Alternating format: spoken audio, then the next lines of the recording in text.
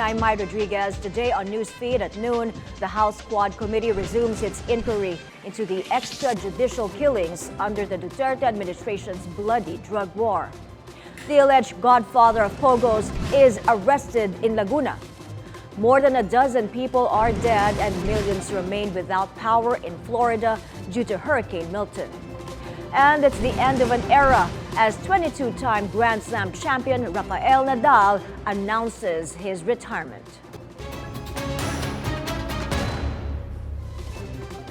Thanks for joining us. The House Quad Committee resumes its inquiry into controversial issues in the country. On today's agenda, extrajudicial killings under the Duterte administration's bloody drug war. Xandro Ochona joins us now on the line for the latest. Xandro, what has been discussed in the hearing so far? My families of victims of extrajudicial killings attended a mass ahead of today's hearing. All of them brought photos and even tarpaulins of their loved ones. During the mass, they lit candles and offered flowers. And just before the House Quad Com started today's hearings, two bills were filed by its chairman. A House bill was filed which seeks to penalize extrajudicial killings as heinous crimes and prescribing severe penalties for the commission of such acts. It also seeks to hold accountable state agents and authorities.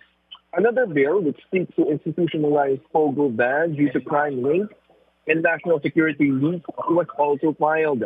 In his opening speech earlier, co-chairperson Ace Barber said today they will be hearing testimony from victims and their family members and other witnesses recounting their horrible experience and telling their painful stories. This time without fear, with renewed hope that they will also get justice and closure. Barbers also said they will get updates on the Barayuga case. Meanwhile, the Quad Committee also cited in contempt Mai Rodriguez, the wife of former presidential spokesperson Harry Roque, for repeatedly failing to show up in the panel's inquiries. The committee approved the motion to issue an arrest order against her. Mai? All right, Xandro, keep us posted. Thank you, Xandro Ochona, there reporting from the Batasang Pambansa in Quezon City. The alleged godfather of POGOs in the Philippines is arrested in Biñan, Laguna. The Presidential Anti-Organized Crime Commission and agents from the Immigration Bureau nabbed Liu Dong on Thursday after months of surveillance. He was taken to the PAOK detention facility in Pasay City for inquest proceedings. 12 other Chinese nationals suspected to be his employees were also apprehended. Liu Dong, who's from Hunan, China, is suspected of running scam farms in various areas including Ilocos Sur, Central Luzon, and Calabarzon. He allegedly began his operations in 2016 and has extended his influence in illegal activities in Cebu and Metro Manila.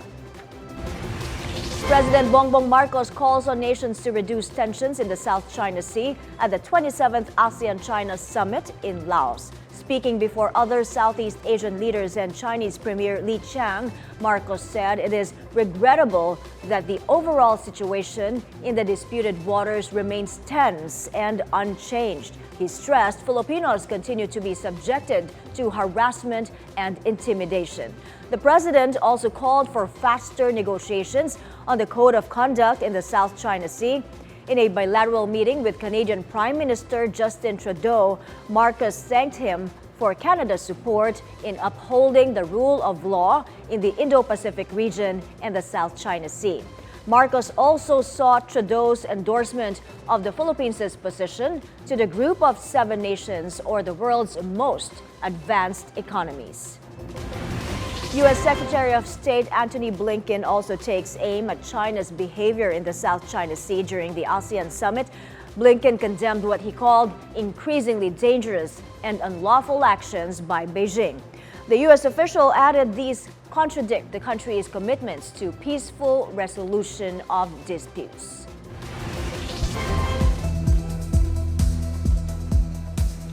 At least 14 people in Florida are now reported dead and more than 3 million are without power due to Hurricane Milton. While the storm did not trigger a catastrophic surge of seawater as feared, Milton still left behind a trail of destruction in Florida. At least 27 twisters touched down in the state, snapping electric poles and overturning trucks. Milton made landfall as a dangerous Category 3 hurricane Wednesday before weakening as it cut through the state and moved offshore. On to the conflict in the Middle East. At least 18 people are killed in new strikes by Israel on Lebanon. Some 92 others were wounded. The strikes reportedly hit residential buildings in central Beirut and prompted a new evacuation warning for residents in southern suburbs. This follows two relatively calm days in the Lebanese capital after intensive strikes in recent weeks. Britain's Princess Kate makes her first public appearance since completing her chemotherapy. Kate and her husband, Prince William, traveled to Southport to visit a community center. They met with first responders in the July stabbing attack at a Taylor Swift-themed dance class. 3 young girls were killed in that tragedy. Thursday's visit was one of the first engagements Kate has carried out since announcing her gradual return to public life. Still to come, higher fees await those who will avail of VIP services at the Ninoy Aquino International Airport. This and more when Newsfeed at noon returns. Stay with us.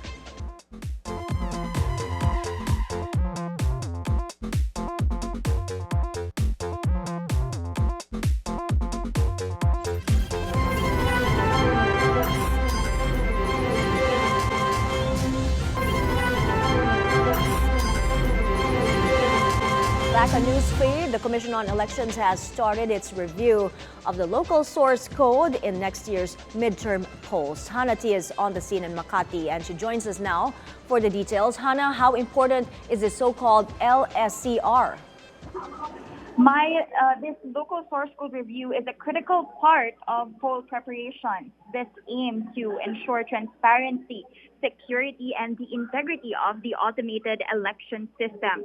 IT experts and some civil society groups are here to examine the source codes of key systems that will be used during the elections, like the automated counting machines and the transmission services. A source code is a set of instructions that tells computers what to do. COMELEC Chairman George Garcia calls it the brain of the machine.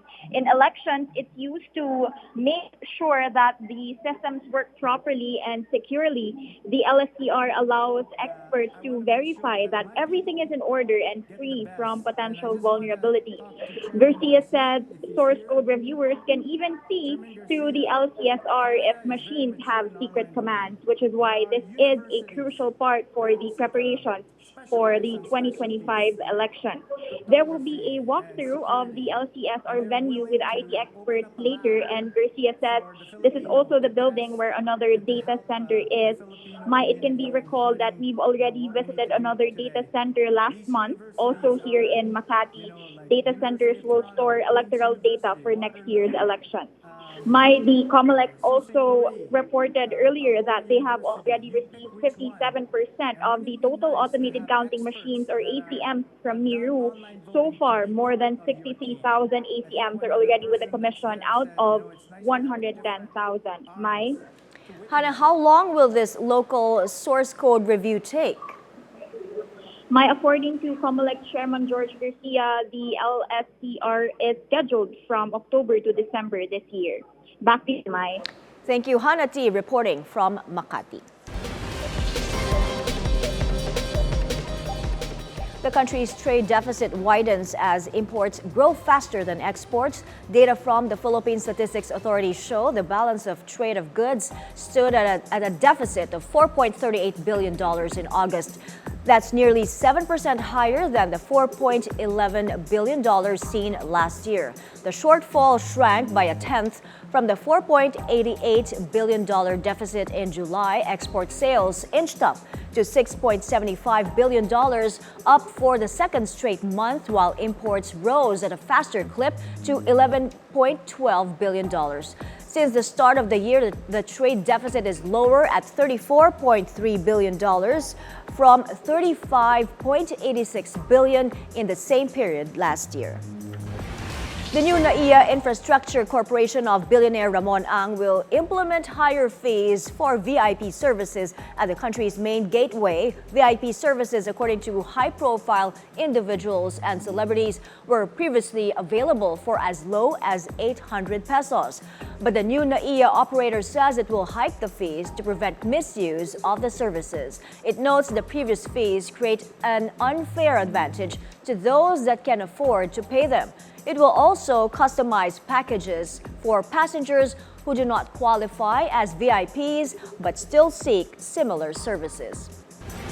Good news for consumers as Meralco power rates will go down this month thanks to lower generation and transmission charges. Meralco rates will drop by 36 centavos per kilowatt hour, bringing the overall rate to 11.43 pesos per kilowatt hour. This translates to savings of 72 pesos for households consuming 200 kilowatt hours and 179 pesos for those consuming 500 kilowatt hours per month. Japan's fast retailing owner of the popular clothing brand Uniqlo sees a third consecutive year of record earnings. Operating profit grew by nearly a third year-on-year to 500 billion yen or $3.35 billion in the 12 months through August. This beats market estimates and the company's own profit forecast of 475 billion yen. The gains are fueled by wider profit margins in the company's international business. Fast retailing is the world's third biggest clothing manufacturer and retailer after Zara owner Inditex and Sweden's H&M. Up ahead, 22-time Grand Slam champion Rafael Nadal retires. That story and more when Newsfeed at Noon returns. We'll be right back after this short break.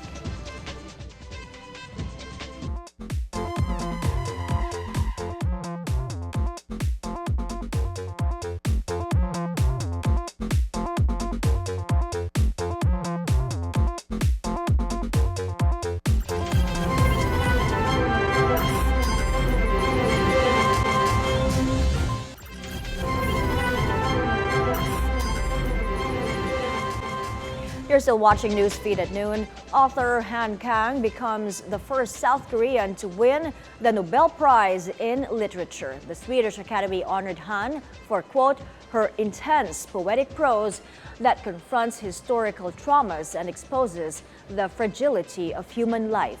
Han began her career in 1993 with a number of poems, while her prose debut, a short story collection, came in 1995. She is best known for the novel The Vegetarian, which won the prestigious Man Booker International Prize for Fiction in 2016. The controversial memoir of former British Prime Minister Boris Johnson has been released across the UK. Unleashed tells of Johnson's time as London Mayor, British Foreign Secretary, and eventually Prime Minister. He says the book contains unfiltered truth about Brexit, the COVID-19 pandemic, and the Conservative Party. Johnson became premier in 2019, but was forced to resign in 2022 following a series of scandals. The Conservatives have questioned the timing of his memoir as the party is in the middle of finding its next leader. In sports, Spain's Rafael Nadal is putting an end to his professional tennis career. Nadal won 22 Grand Slam singles titles, but his career has been hampered by injuries. He missed the 2023 French Open and lost in the first round to Germany's Alexander Zverev this year. Nadal says his retirement takes effect after the Davis Cup final. The knockout phase will be played from November 19 to 24.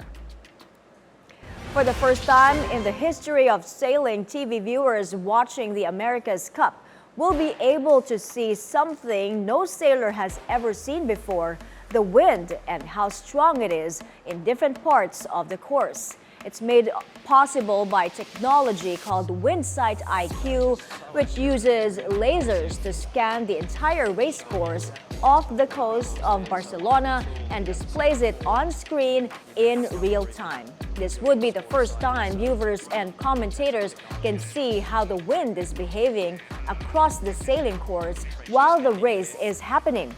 The best-of-7 final of the America's Cup starts Saturday, October 12. In order to make the wind visible, what we do is we place sensors along the coastline of Barcelona, which is where the America's Cup is held, and those sensors send out laser beams, okay, and those laser beams reflect off particles in the air like dust, and from those reflections we can build up a picture of what the wind is really doing in terms of its speed and direction. As a yachtsman, we kind of, if we're on the water watching a race, we kind of know what's going to happen. But when I am watching it on TV at home and I can see the puffs and then I see the effect that has on the boat, that is something that's never been done on TV before. And in that respect, it's absolutely a game changer. And before we go, here's something to watch out for on the Lifestyle Lab. Marie Lozano tries out the latest tech trends in the fitness industry. Here's a sneak peek. I got geared up.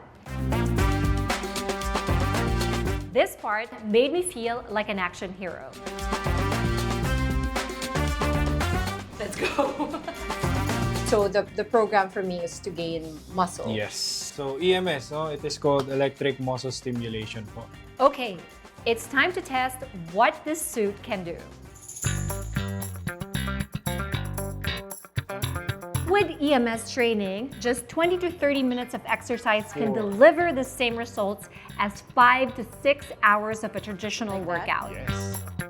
The electric impulses felt like a friendly stun gun, gently shocking my muscles into action. Oh my God, it hurts. It's like go move and then you feel it more. I felt it more as I dipped into my lunges and as I raised my arms for shoulder presses. I find satisfaction in the feeling of discomfort because I am reminded that progress comes with a little pain. That's right, no pain, no gain. Catch that episode tomorrow at 10 a.m. And those are the news this hour. I'm Mai Rodriguez. Keep it here on BNC, the Billionario News Channel. Happy weekend and good afternoon.